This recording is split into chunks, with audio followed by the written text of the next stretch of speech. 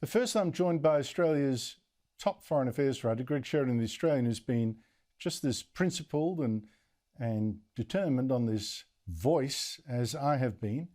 Greg Sheridan, it's always good to talk to you. Before we get to your column in the Australian this morning, it was very good.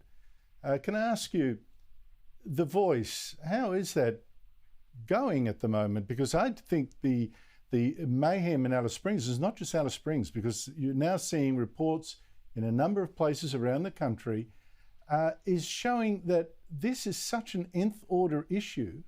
And I think it's exposed the Labor sales pitch quite badly. Yeah, I think you're right. I think you're absolutely right, Andrew. I spent some time in Darwin recently and I was shocked by how dysfunctional Darwin is. But of course, it's a paradise compared to Alice Springs. But, you know, there were just groups of people sitting around drinking, idle and antisocial behaviour, very, very widespread. Lots of business owners saying to me they can't get the police to attend even when they call in. Miles and miles of private security everywhere, everybody paying for private security. This is a terrible way for Australia to be. Everything Dutton says about that is true.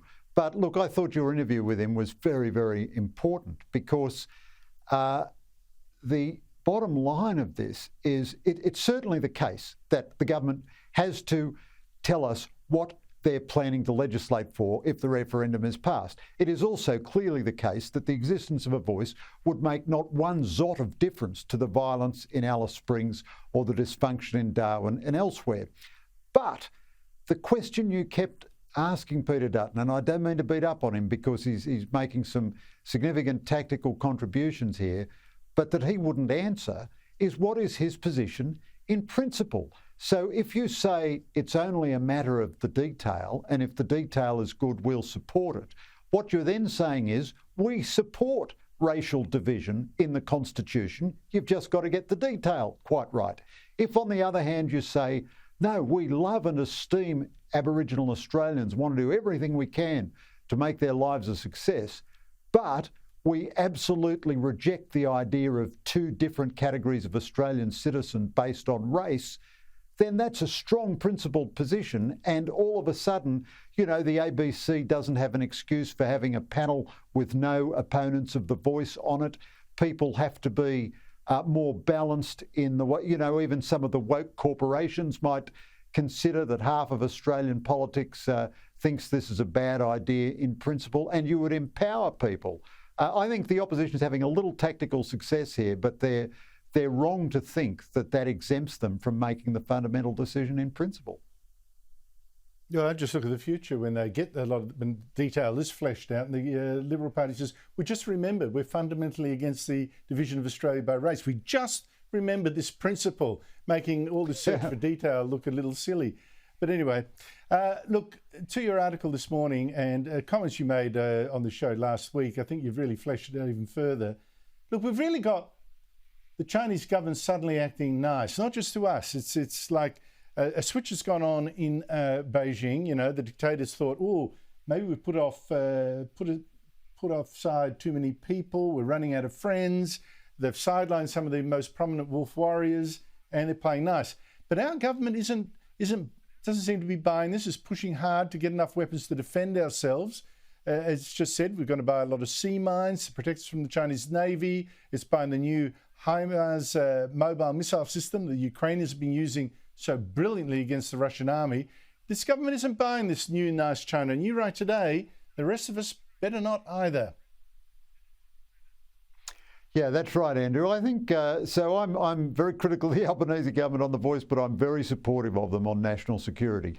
The weapons purchases, which they've already announced, are better than the last government did, and they're real weapons. I've been calling for sea mines for literally for years in my columns because they are really hard to combat. And the smart sea mines, they're not indiscriminate. They only attack your enemy, and they're a good offensive weapon. You can sea mine your enemy's ports or choke points, and they're a good defensive weapon. You can protect your own ports from enemy infiltration.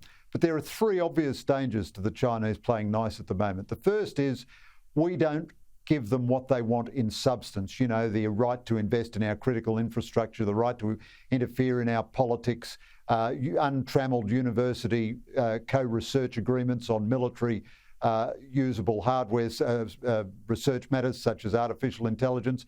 And then after a year or 18 months of being nice to us, they decide to really come and punish us much harder. Or danger two is that we do ultimately succumb to the charm offensive, because the universities, a lot of the businesses, they'll all be saying if the Chinese aren't making threatening statements anymore, they'll be saying, well, why are you worried about the Chinese? Let's go back to the good old days when, you know, we wanted a Confucius Institute in every New South Wales school, and the New South Wales education system was taking subsidies from them and all the rest of it.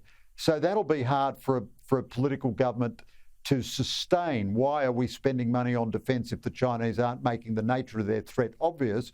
And then the third danger is the Chinese probably realise their power is going to peak quite soon. The idea of inevitable and forever Chinese growing power is wrong. Their population is now declining. They're going to grow old before they grow rich. And they probably think the window for them to take their maximum action, conquer Taiwan and kick the Americans out of the region and so on, is probably somewhere in the next, 10 years, in which case that's the most acutely dangerous decade ahead for us. We need the weapons, we need the support for the US alliance, we need to demonstrate Western resolve in Ukraine. So far, I think the Albanese government has done very well on these matters.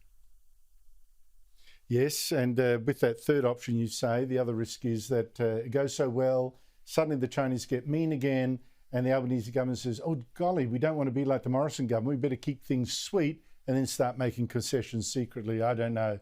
We'll see. Greg Sheridan, very important piece in the Australian newspaper today. Urge people to read it. Thank you so much for your time.